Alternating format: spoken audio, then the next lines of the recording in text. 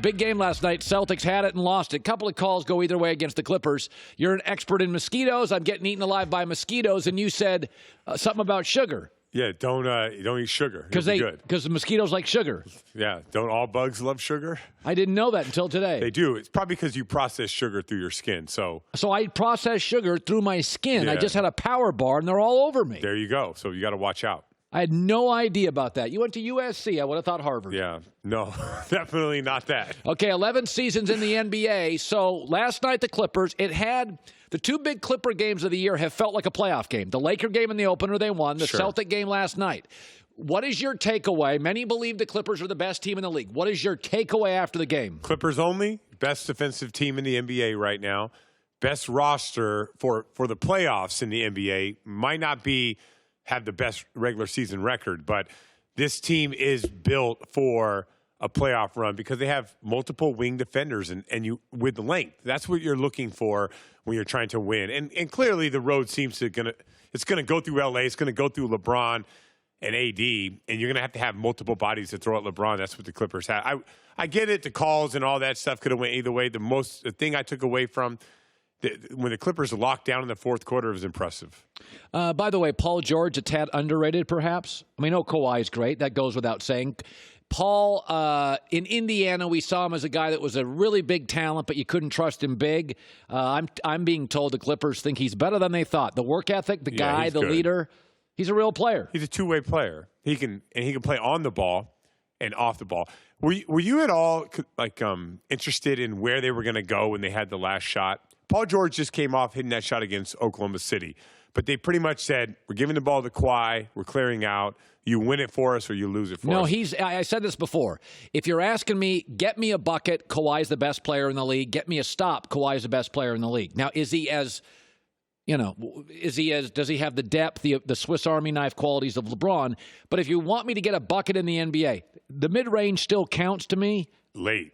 He is the get-a-bucket guy in the league. I agree with that. I think late in the game because he could shoot it, he can turn the corner, he could shoot the three, he could step back. By the way, that shot was, eighth of an inch from going in. It was online, long. And by the way, most of his shots were short in that fourth quarter, but he put a little extra on it. So, Kawhi Leonard's a stud. I was just interested in seeing where Doc went. Load management. Now, Boston's here's funny about load management. Boston's a tough town. You go out and you play. Larry Bird plays with a chip tooth, hockey guy. Bobby Orr, tough guy.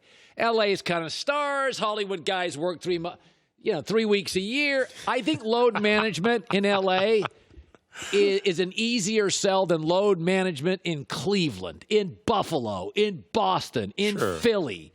I don't like load management, but I think in L.A. you can sell it a little. Do you like it? Okay, I want to ask you. I want to go back to you. When Jordan won 72-10, when that Bulls team, they were really aggressive in that third quarter, and they would try to sit in the fourth. You see the pictures with the ice on the knees and laughing and joking. When Curry and that team won 73 games, they were hard pushing to try to sit in the fourth quarter. Isn't that like a version of load management? Get in there and beat teams, beat them quickly, get off the floor. Well, here's why I don't like load management. Because I grew up in a small town in America, and I would go to one Sonics game a year. Sure. And we weren't rich. So if I went to the game and downtown Freddie Brown didn't play, or Gus Williams, or Dennis Johnson, or Jack Sikma, I get that. I literally drove to the Kingdome to watch Larry Bird. I'd never seen him outside of TV. And I thought he was my, first, second favorite player.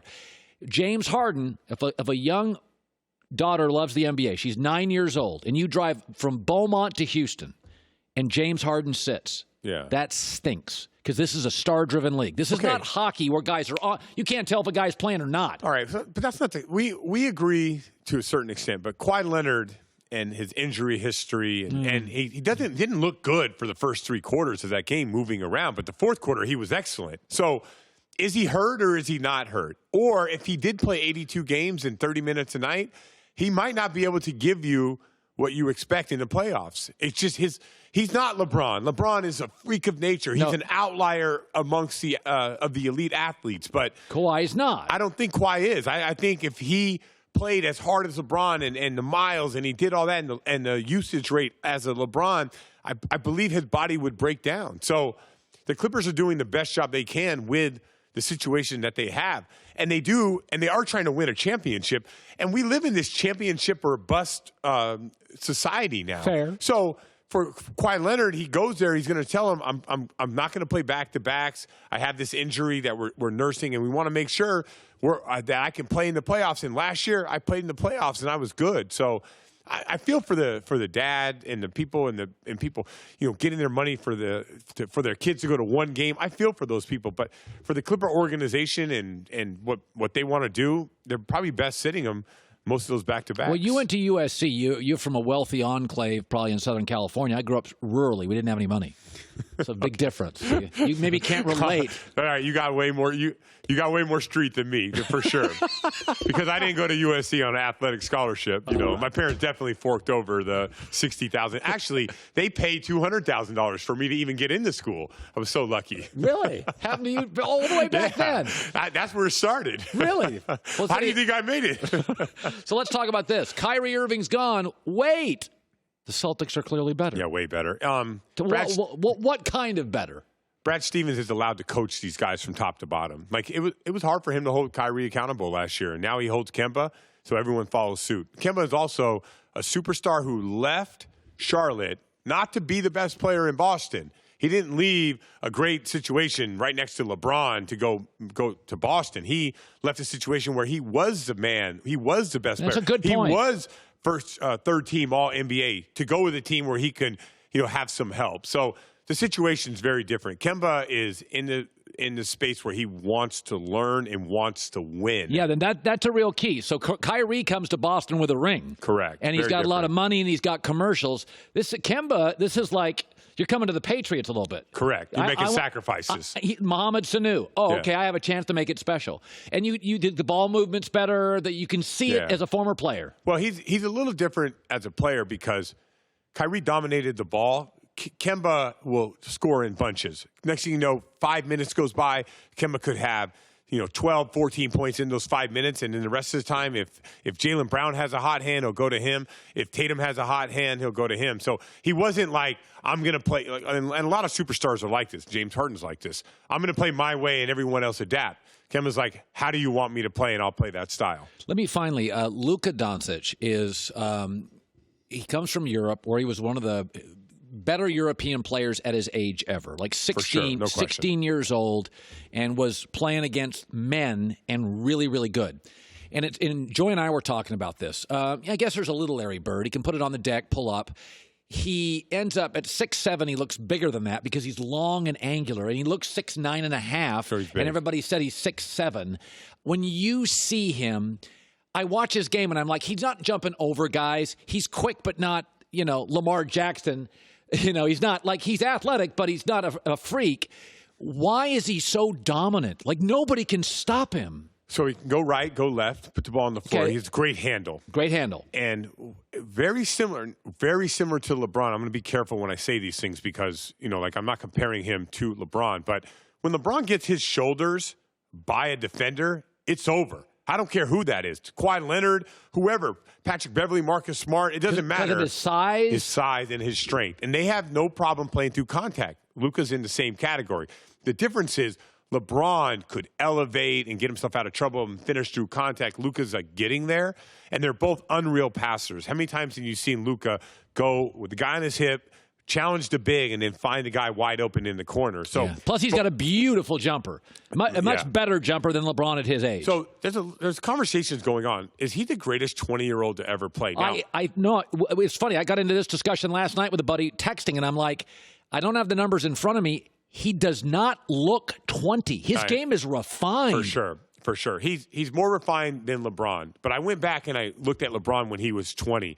And then I remember the games that I played against him. Oh. Then I started remembering LeBron used to turn around and call out all the action that you were running. So if you were saying 22 side, LeBron would turn around and say, hey, cross screen right here, watch the wide pin down. He might counter and go back door. And he's 20 years old. And I remember sitting on the bench saying, how is he doing this? And by the way, he was getting, 28 points, 10 boards. A little bit of a basketball savant. Yeah, he's been off the charts. So where I stand is Magic with the unbelievable Finals MVP against Philadelphia. No Kareem, jump center, 42, 15, and 8. I won't put him ahead of Magic, and I won't put him ahead of LeBron, but everybody else in the NBA, I think he's better than most of those 20-year-olds. We said this yesterday. If you told me in 16 years he's a top 8 scorer, like he looks like 28 points a game. It's unbelievable. No, I mean, he reminds me of, there's a little bit of Dirk where it's a little awkward. He's long, but he's stronger than Dirk. Sure. Not as long, but stronger than Dirk. There's a little bit of LeBron, but he's not quite as vertical. Correct. But I tell you what, there are guys, this is funny, Scal. I grew up with a guy named Alex English.